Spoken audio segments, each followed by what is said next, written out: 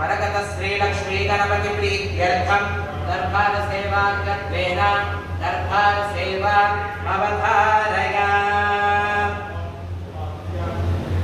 ओम परगत श्री लक्ष्मी गणाधिपतये नमः। प्रति बुधवार आदिवार संकष्टहरे चतुर्थी మరియు శుక్రవారం రోజున స్వామివారి యొక్క వేద స్వామివారి యొక్క అన్నప్రసాద నిమిత్తం మరియు భూదాన నిమిత్తం ద్రవ్యము సమర్పించిన దాతల యొక్క పేర్లు చెప్పి వారికి వేద ఆశీర్వచన చేయడం ఆలయ సంప్రదాయం. అలా ఈ వారం అన్నప్రసాద నిమిత్తం ద్రవ్యం సమర్పించిన దాతల యొక్క పేర్లు: శ్రీవత్స సహోదరం కీర్తిశేషుడు శివరామకృష్ణ గారి జ్ఞాపకార్థం వారి కూతురు మీనాక్షి గారు 1000 రూపాయలు సమర్పించారు.